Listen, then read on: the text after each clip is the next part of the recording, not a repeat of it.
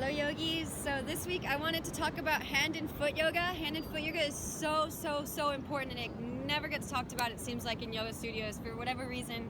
We just have such a short amount of time. Sometimes it gets often overlooked. But the hand and foot yoga is really important as we release energetically, which is fourth chakra, energetic body, out through the hands, out through the feet, and out through the crown. I'm gonna save headstand for the next video though. So this stuff can be less desirable to do at first. It gets better, I promise you.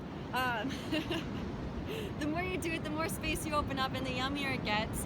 But initially going into these stretches, it can be really intense. So take it easy on yourself and try to remember that it's all about comfort. Sthira Sukhamasana.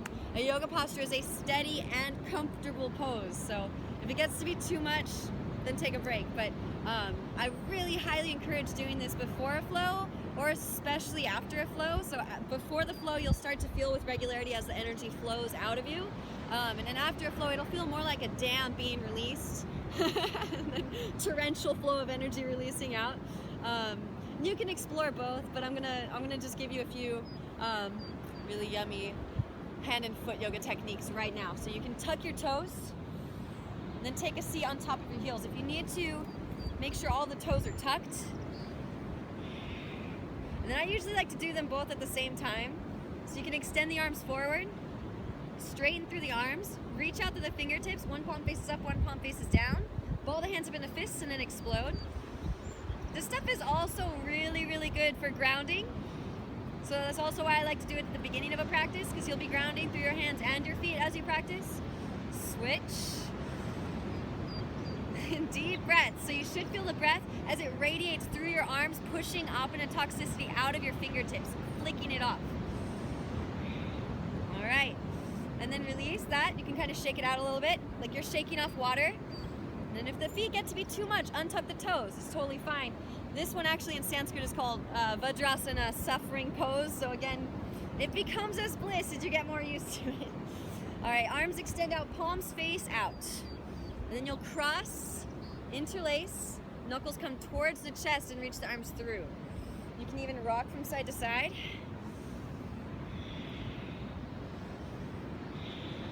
Knuckles back towards the chest, release, opposite arm crosses, interlace, knuckles come back towards the chest, reach the arms through, and then again nod from side to side.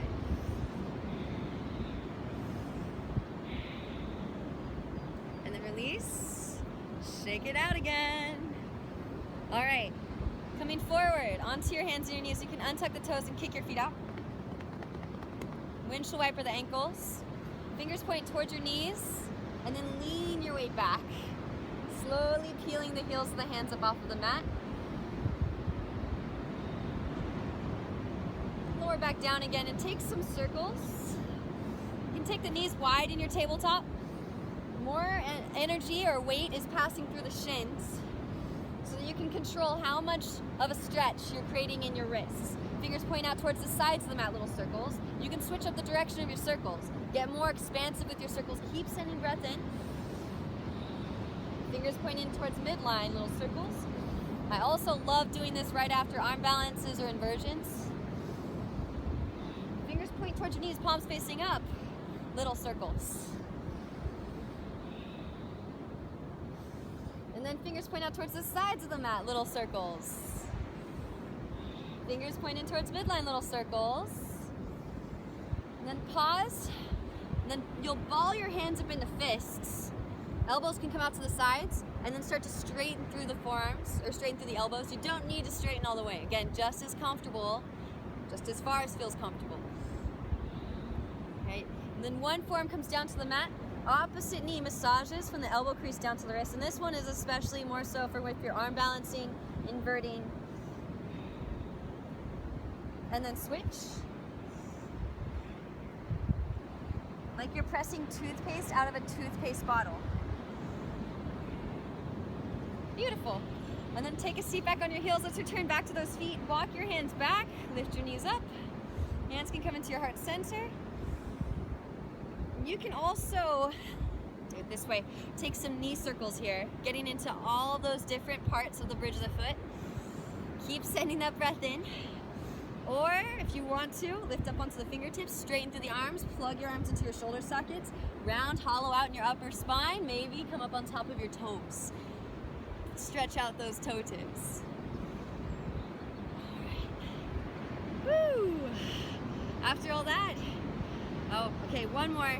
For those of you really looking to open up the arches, one ankle comes on top of the arch of the foot. Take a seat. Should feel like you're scraping out a lot of karmas. And then you can actually roll around your sit bones on top of that heel. Oh man. And then switch. Take a seat. Oh yes.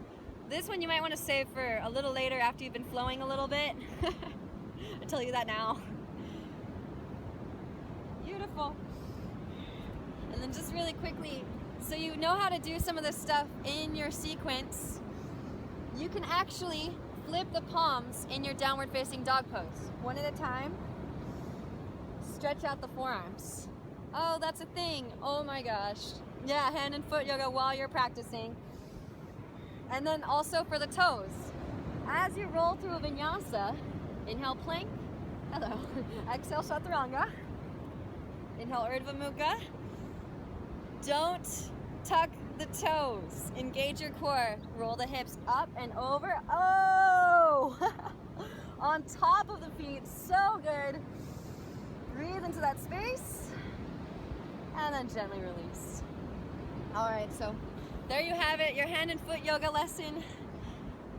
I promise to follow up with something super juicy next. Namaste, yogis.